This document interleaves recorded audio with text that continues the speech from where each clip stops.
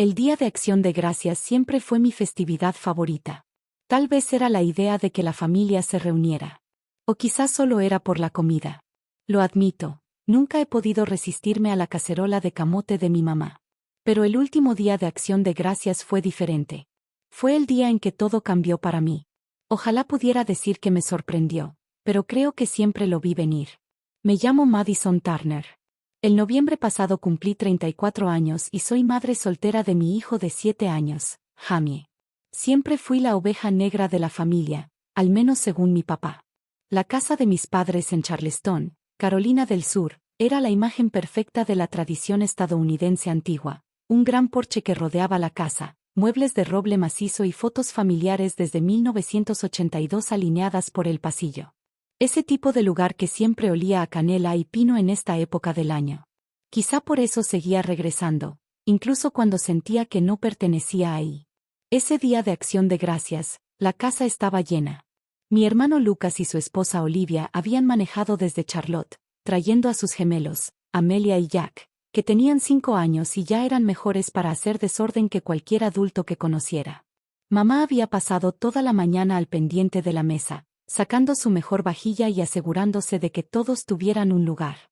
La chimenea crepitaba, el aire estaba impregnado con el aroma del pavó asándose, pero algo estaba mal. Lo sentí en cuanto entré. Sonrisas tensas y miradas como si todos estuvieran esperando que cayera la bomba. Nos sentamos a cenar como a las 3. Jaime llevaba su mejor camisa de cuello, pero para cuando terminamos de dar gracias, ya había dejado caer una mancha de salsa de arándano encima. No pude evitar sonreír. Siempre hacía su mejor esfuerzo, pero seguía siendo un niño. Lo ayudé a acomodarse en la mesita plegable a un lado y luego tomé mi lugar junto a mamá en la mesa grande. La conversación era forzada, incómoda. Olivia habló del entrenamiento de fútbol de los gemelos. Lucas presumió su nuevo ascenso en el banco. Papá solo gruñía en respuesta, mirando fijamente su plato. Intenté participar contando una historia divertida de Jamie y su última aventura con el perro del vecino, pero nadie se rió. Mamá solo miró nerviosa a papá. La tensión crecía con cada minuto. Me concentré en Jamie, viéndolo jugar en silencio con su camioncito bajo la mesa, rodándolo sobre la alfombra. Los gemelos se reían de algún chiste privado y Lucas revisaba su celular, probablemente viendo resultados deportivos. Por un rato logré desconectarme del mal ambiente, recordándome que ya había pasado por cosas peores. Podía soportar esto también. Pero entonces pasó. Mi papá, de repente, golpeó la mesa con el puño tan fuerte que la cubertería vibró y la copa de vino de mamá se volcó, derramando rojo sobre el mantel blanco. La habitación quedó en silencio. El corazón me empezó a latir con fuerza, pero me mantuve inmóvil. Papá se levantó y me miró fijamente. Eres una vergüenza, Madison. Una madre soltera. ¿Por qué no puedes encarrilar tu vida como todos los demás? Su voz era más fuerte que nunca, rebotando contra las paredes. Por un segundo, nadie se movió. Olivia abrió mucho los ojos, y hasta Lucas se veía incómodo. Jamie detuvo su juego, percibiendo que algo estaba mal, y me miró con esos ojos cafés enormes. Sentí la sangre subirme a la cara, pero me obligué a respirar. No era la primera vez que papá perdía el control conmigo, pero nunca lo había hecho frente a todos. Siguió hablando, más fuerte ahora, como si quisiera que los vecinos lo escucharan. Te dimos todo y tú lo echaste a perder. Pudiste haber tenido una vida normal, pero elegiste esto. Nos avergüenzas cada vez que cruzas esa puerta. Miré a mamá buscando apoyo, pero ella solo bajó la vista a su regazo, retorciendo la servilleta en sus manos. Nadie dijo nada. Lucas abrió la boca como para hablar, pero la cerró enseguida, con la vista fija en su puré de papas intacto. Pensé en todas las veces que los había ayudado, los pagos secretos de su hipoteca, los cheques anónimos para la escuela de leyes de Lucas, el auto nuevo en la cochera de papá que presumía con sus amigos. Ninguno sabía la verdad. Todos pensaban que la pensión de papá por sus años en la compañía eléctrica pagaba todo. Dolía, pero entendí que ya no iba a ocultar más. Papá, con el rostro cada vez más rojo, se inclinó hacia mí y me señaló con un dedo tembloroso. Fuera. Ya no eres bienvenida en esta casa. No hasta que arregles tu vida y dejes de arrastrar a esta familia contigo. Me levanté, manteniendo mi voz firme. Las manos me temblaban, pero no lo dejé notar. Está bien, dije en voz baja. No había nada más que decir. Miré a Jamie, que ya tenía lágrimas en los ojos, y lo cargué con cuidado. Se aferró a mí, confundido y asustado, pero le susurré al oído que todo estaría bien. Fui al closet del pasillo por nuestros abrigos, le ayudé a ponerse su chamarrita acolchada y tomé mi bolso. Nadie se movió para detenerme. Nadie dijo adiós. Al salir por la puerta principal, el aire frío de noviembre me golpeó el rostro. Bajé los escalones del porche, mis tacones resonando en la madera, hasta llegar al auto que había dejado en la acera. Jamie estaba callado, abrazando fuerte su camioncito. Lo aseguré en su asiento, miré una última vez la casa, y me di cuenta de algo extraño. No estaba triste. No realmente. Me sentía libre. Ellos no lo sabían, pero el mundo en el que vivían estaba construido con el dinero que yo ganaba. La casa, los autos, hasta la comida de la mesa, todo venía de mi trabajo, de mi imperio de 94 millones de dólares, del que ninguno se había molestado en preguntar. Durante años los dejé creer que era un fracaso solo porque era más fácil así. Pero ahora, mientras me alejaba de la única familia que había tenido, sentí alivio. El Día de Acción de Gracias se supone que es sobre la familia. Ese día aprendí que también se trata de encontrar la fuerza para alejarte cuando la familia ya no se siente como hogar. La verdad es que mi familia nunca me conoció de verdad. Incluso cuando vivía bajo el mismo techo o los visitaba en fiestas y cumpleaños, siempre me sentí como una extraña con un nombre prestado. Lo veía en la forma en que mamá me miraba cuando me reía un poco más fuerte de lo que debía o cuando contaba algo sobre mi trabajo. Lo veía en las preguntas torpes y forzadas de mi hermano, siempre educadas, pero nunca con verdadera curiosidad. Para ellos, yo era la desordenada, la que cometía errores, la que nunca encajó en el molde de lo que una Turner debía ser. Era la mujer que volvió a casa con un bebé pero sin esposo, la que tenía demasiadas ideas y pocas explicaciones. Lo que mi familia no se daba cuenta, o quizá no quería darse cuenta, era que cada correo enviado a medianoche, cada llamada de negocios a horas extrañas y todos esos viajes sospechosos a Nueva York, Chicago o Los Ángeles no eran escapadas de la responsabilidad. Eran los cimientos de algo extraordinario. Aprendí a esconder mi ambición desde temprano, a guardarla donde nadie pudiera criticarla o destruirla. Desde fuera, mi mundo parecía tranquilo. Por dentro, vibraba con planes secretos y energía interminable. Todo empezó hace 5 años, en un pequeño y frío departamento en las afueras de Denver. Tenía 29 años, recién soltera, un bebé en camino y apenas lo suficiente en mi cuenta para pagar 2 meses más de renta. Un sábado lluvioso, sentada en la mesa de mi cocina con una laptop de segunda mano y una libreta llena de garabatos, abrí mi primer negocio en línea, un mercado digital para artistas y diseñadores independientes de Estados Unidos. Lo llamé Blue Harbor, por un lugar que siempre había soñado conocer, y puse todo lo que tenía en hacerlo realidad. Aprendí yo sola a diseñar páginas web, escribía descripciones de productos hasta altas horas de la noche y les rogaba a artistas locales que me dejaran representar su trabajo. El primer año fue difícil.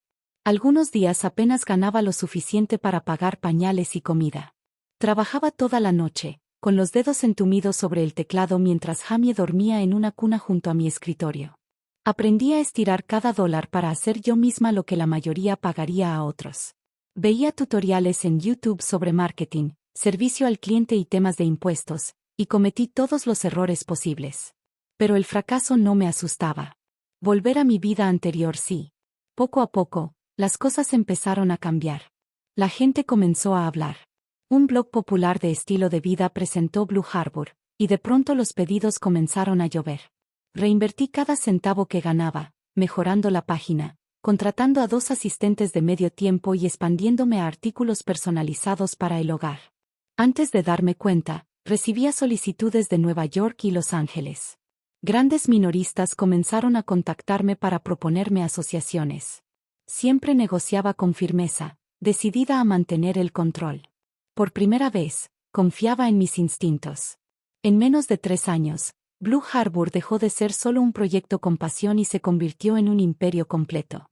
Firmé acuerdos con gigantes tecnológicos en Estados Unidos que querían derechos exclusivos para algunas de nuestras impresiones digitales en sus oficinas. Marcas de moda en Europa, especialmente en París y Londres, buscaban colaborar en colecciones cápsula. Viajé para asistir a reuniones en rascacielos de vidrio y casas antiguas europeas, siempre fingiendo que era solo una freelance más, nunca la jefa. Mi patrimonio neto se disparó y el año pasado llegó a $94 millones. A veces me quedaba mirando el estado de cuenta del banco, medio convencida de que era un error. Pero nunca cambié mi estilo de vida superficial. Conservé mi vieja SUV, usaba jeans y suéteres, y seguía contestando las llamadas de mi mamá como si fuera una niña en pijama. Compré la casa familiar en Charleston para que mamá dejara de preocuparse por la hipoteca.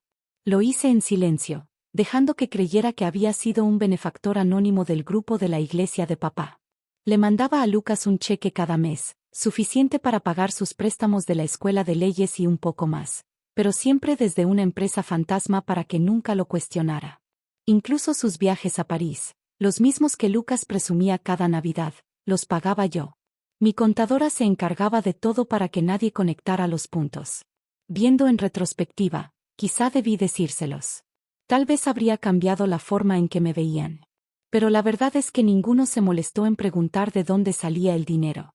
Simplemente asumían que la pensión de papá lo cubría o que Lucas tenía amigos en el banco.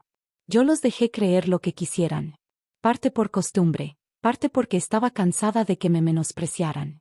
Por eso, después de aquel día de Acción de Gracias, cuando regresé a mi apartamento, mi verdadero hogar, no el lleno de juicios y secretos, me sentí más enojada que triste.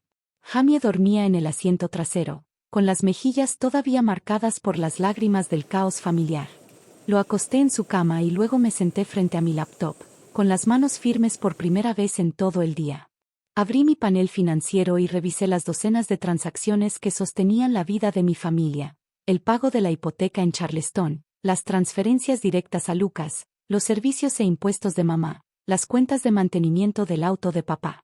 Todo su mundo estaba construido con mi trabajo y mis sacrificios, y aún así, yo seguía siendo su mayor decepción.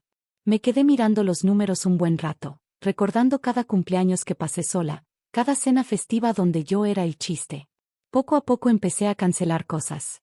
Suspendí los pagos de la hipoteca, detuve los depósitos automáticos de Lucas y terminé con la mensualidad que recibía mamá. Le envié un correo a mi abogada para revocar su acceso al fideicomiso familiar. Llamé al banco para desactivar la tarjeta de papá. Mis manos no temblaron ni una vez. Al principio se sintió frío, pero conforme tachaba cada cosa de la lista, crecía dentro de mí una nueva sensación, algo parecido a la libertad.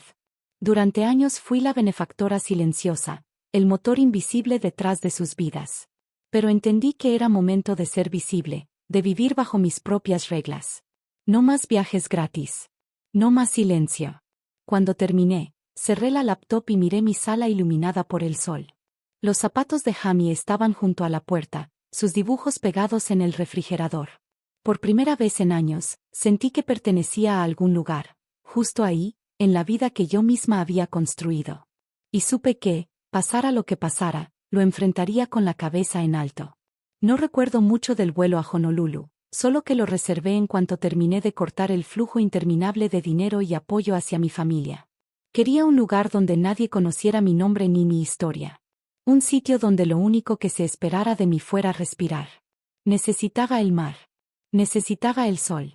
Sobre todo, necesitaba paz. La casa de la playa me esperaba como una vieja amiga. La había comprado 2 años antes, justo después de que Blue Harbor despegara, diciéndole a mi familia que era para viajes de negocios y fingiendo que era un modesto condominio cerca del aeropuerto. En realidad, era simplemente espectacular, una casa moderna con fachada de vidrio justo frente a la arena, con ventanales altos que se abrían al infinito azul del Pacífico y pisos que parecían brillar con la luz del sol. Palmeras bordeaban la propiedad, sus hojas meciéndose suavemente con la brisa marina. Siempre había soñado con un hogar así, sereno, abierto y completamente mío. Jamie estaba adormilado cuando aterrizamos, su cabeza apoyada en mi hombro mientras íbamos del aeropuerto a la casa. Pero cuando vio el mar, se le iluminó la cara como si fuera mañana de Navidad. «Mamá, hay arena justo afuera de la puerta», gritó emocionado. Su alegría era contagiosa. Por un rato me permití solo mirarlo, dejando que su entusiasmo llenara el espacio donde antes estaba mi felicidad. Corrió en círculos por la sala, abrió cada puerta y terminó en el patio trasero, donde la playa se extendía frente a nosotros como una invitación. La primera mañana despertamos con el sol entrando por los ventanales. Preparé café y vi a Jamie con la nariz pegada al cristal, mirando las olas. ¿Podemos salir?, preguntó con una vocecita esperanzada. Asentí, aún en pijama, y llevamos nuestro desayuno al deck. Me envolví en una cobija, comiendo pan tostado mientras Jamie metía los pies en la arena y empezaba a construir su primer castillo de arena. Nadie estaba ahí para juzgarme por estar en pijama a las 9 de la mañana, ni por dejar que mi hijo se llenara de arena antes del desayuno. Solo estaba el suave susurro del oleaje, el calor del sol y la risa de Jamie resonando en la playa vacía. Más tarde ese día caminamos por la orilla, recogiendo conchas y piedras lisas. Jaime corría tras las gaviotas, gritando de alegría cada vez que alzaban el vuelo. Por primera vez en meses, quizá en años, sentí que algo dentro de mí se aflojaba. No tenía que fingir. No tenía que disculparme. No tenía que preocuparme por las expectativas de nadie más que las mías. De vez en cuando, me descubría sonriendo sin motivo alguno. Y esa sensación era tan extraña que me hacía reír. Por la noche, después de que Jaime se dormía, con el cabello todavía oliendo a sal y sol, me sentaba en el balcón con una copa de vino. El aire estaba impregnado del aroma de hibiscos y plumerías, y la canción interminable del océano era un consuelo que no sabía que necesitaba. Veía el sol hundirse en el agua, pintando el cielo de morados y dorados, y pensaba en todos los años que pasé viviendo para todos menos para mí. Pensaba en los sacrificios que hice, en las noches que pasé trabajando, en los momentos que me perdí con Jaime, en las partes de mí que regalé solo para mantener la paz. Pero aquí, en esta casa, sin más jueces que las estrellas y el mar, empecé a recordar quién era. No solo la mamá de Jaime, no solo el chivo expiatorio de la familia o la millonaria en secreto, sino una mujer con sueños y deseos propios. Volví a escribir cuentos cortos y poemas que habían vivido en mi cabeza por años. Sueños que había guardado mientras construía mi negocio y cuidaba a mi hijo. Mi laptop se convirtió en mi nueva compañera después del anochecer. Las palabras fluían de mí como agua. Algunas noches escribía sobre desamor. Otras, sobre esperanza. Escribía sobre la chica que fui y la mujer en la que me estaba convirtiendo. Con el paso de los días, también empecé a pensar en cómo podía usar mi libertad para ayudar a otros. Volvía una y otra vez a una idea que me perseguía desde que nació Jaime, el saber que había millones de mujeres allá afuera como yo, luchando por criar a sus hijos solas, sintiéndose avergonzadas y sin apoyo. Recordaba la soledad, el miedo, la manera en que el mundo parecía cerrarse contra las madres solteras. Quería hacer algo, cualquier cosa, para que fuera mejor para alguien más. Así que, una tarde, con la risa de Jaime entrando por la puerta abierta, me senté y empecé a trazar un plan para una organización benéfica. La llamé Puerto de Esperanza, un lugar donde las madres solteras pudieran encontrar apoyo, recursos y aliento sin ser juzgadas. Decidí comenzar con un fondo de $1 millón, suficiente para marcar una diferencia real. Hice listas de programas que quería lanzar, ayudas de emergencia, asistencia legal, apoyo para el cuidado infantil, becas para continuar estudios. Escribí correos a abogados y asesores financieros para organizarlo todo de la manera correcta. Cada decisión me hacía sentir más poderosa. Por primera vez, mi dinero no estaba salvando a personas que me daban por sentada. Estaba construyendo algo bueno, algo que me sobreviviría. Cuanto más planeaba, más emocionada me sentía. Podía imaginar a madres e hijos que nunca conocerían mi nombre, pero que tendrían un poco más de esperanza gracias a lo que yo había hecho. Jaime y yo nos acomodamos a nuestra nueva rutina, mañanas en la playa, tardes explorando la isla o leyendo juntos en el porche, noches llenas de risas y conversaciones ligeras. La casa se llenaba de luz y calidez como mi hogar de infancia nunca lo hizo. A veces me detenía a tomarlo todo, el olor del mar, la mano de Jaime en la mía, la certeza tranquila de que, por primera vez en mi vida, estaba justo donde debía estar. El dolor de aquel día de Acción de Gracias aún estaba en mi memoria, pero aquí, con el Pacífico extendiéndose sin fin ante mí, se sentía lejano. Las voces de mi familia se desvanecían con cada ola, reemplazadas por el sonido más suave y verdadero de mi propia voz. Me di cuenta de que no necesitaba la aprobación de nadie para sentirme completa. Solo necesitaba esto, un niño que me amaba, un propósito en el que creía y el valor para vivir por mí misma. Era tarde cuando sonó mi teléfono. El sol colgaba bajo sobre el Pacífico, pintando mi sala de oro y mandarina. Jaime estaba en el porche, hablando con el Golden Retriever del vecino, su risa flotando en el aire salado. Por un momento pensé en no contestar. El identificador decía Charleston, Carolina del Sur, y supe de inmediato que era mi madre. Parte de mí quería dejar que sonara, aferrarme al silencio que había ganado con tanto esfuerzo. Pero los viejos hábitos mueren lento, así que contesté. La voz de mi madre era delgada y temblorosa, su acento sureño más marcado de lo normal. Madison, cariño, necesitamos ayuda. El banco llamó. Dicen que estamos atrasados con los pagos de la casa. No sé qué pasó. ¿Y tu padre? Bueno, no lo está tomando bien. Dejé que sus palabras me atravesaran sin alterarme. Durante años, me habría desesperado con una llamada así, sintiendo que era mi deber rescatarlos y resolver cada problema antes de que se volviera crisis. Pero ahora, algo dentro de mí había cambiado. Me senté en la mesa de la cocina y miré al mar, respirando la calma que había encontrado. Mamá, dije suavemente, necesito que me escuches. De verdad. Hubo una pausa. Seguro percibió la firmeza en mi voz, la ausencia de desesperación. Yo pagué todo, continué. La casa, las cuentas, hasta los coches. Ustedes nunca lo supieron, pero durante años yo lo hice posible. Lo hice porque los amo y porque quería que estuvieran seguros. Pero después de lo que pasó en Acción de Gracias, después de lo que papá dijo, después de que todos me hicieron sentir como una vergüenza, dejé de sentir esa vieja herida en el pecho. Y me obligué a seguir adelante. Me di cuenta de que merezco más. Merezco respeto, mamá. No voy a dejar que me traten como un fracaso cuando yo sostuve la seguridad de toda esta familia. Del otro lado solo escuché su respiración. Luego, muy bajito, empezó a llorar. Oh, Madison, lo siento tanto. No lo sabíamos.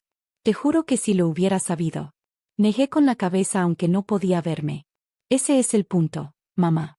Nunca quisiste saber. Siempre se trataba de cómo yo no daba la talla, de cómo complicaba las cosas. Incluso después de todo lo que hice, nunca fue suficiente para que estuvieras orgullosa. Mi voz se quebró por un instante, pero respiré hondo. Te perdono, mamá, pero las cosas tienen que cambiar. Ya no soy el error que ocultas. Soy tu hija y estoy orgullosa de lo que he hecho. Ella sollozó. Madison, por favor, déjanos arreglarlo. Vuelve a casa. Tu padre, él se arrepiente, solo es terco. Y Lucas, bueno, dice que nunca quiso que te fueras así. Te necesitamos. Cerré los ojos y escuché el mar. Pensé en todos los años que intenté encajar en una familia que nunca me vio como era. La vieja Madison habría corrido a perdonar, a olvidar, a borrar su dolor para que todos estuvieran cómodos. Pero ya no era ella. Había encontrado mi paz y no iba a perderla ni por una disculpa llorosa. Mamá, te amo. Siempre me importarás. Pero no puedo volver a lo de antes. Si quieren que esté en sus vidas, tiene que ser en otros términos. No voy a ser su vergüenza escondida. No voy a permitir que nadie me hable con desprecio en mi propia familia. Hubo silencio. Creí que colgaría, pero luego habló con voz suave. Tienes razón, Madison. No quiero perderte. Quiero conocerte de verdad. Sentí lágrimas en los ojos, pero eran de libertad. Después de colgar, me quedé viendo cómo el cielo pasaba del dorado al índigo, pensando en todo lo que me había traído hasta aquí, las noches construyendo Blue Harbor desde cero, los años de dar en silencio, el dolor de ser incomprendida y rechazada. Por tanto tiempo me di mi valor por lo que podía hacer por los demás, por lo pequeña que podía volverme, por lo invisible que podía ser. Pero ahora veía la verdad. Mi valor estaba en la vida que había construido, en el hijo que estaba criando, en la esperanza que estaba sembrando en otras mujeres que lo necesitaban. Con el tiempo, empecé a mantener contacto con mi madre. Mi relación con la familia cambió, lentamente. No fue fácil. Mi padre envió una tarjeta, sin grandes disculpas, solo, te extrañamos. Estamos orgullosos, aunque no lo digamos. Era más de lo que esperaba. Lucas llamó una vez, incómodo pero sincero, preguntando por Jaime y contándome sobre un nuevo caso. De regreso en Honolulu, me volqué en mi nueva vida. Jaime y yo seguimos nuestras aventuras junto al mar. Puerto de Esperanza lanzó su primer programa de becas y empecé a recibir correos de madres en todo Estados Unidos, mujeres que no conocía, diciéndome lo que significaba que alguien creyera en ellas. Mis días estaban llenos. Mi corazón, por fin, en paz. A veces, en las noches tranquilas, cuando Jaime dormía y el mundo parecía contener el aliento, pensaba en aquel día de acción de gracias y en la palabra que dije al salir, está bien. Tan simple, pero que lo cambió todo. A veces, la libertad está a un simple está bien de distancia, una promesa a ti misma de que nunca volverás a vivir pequeña para comodidad de otros.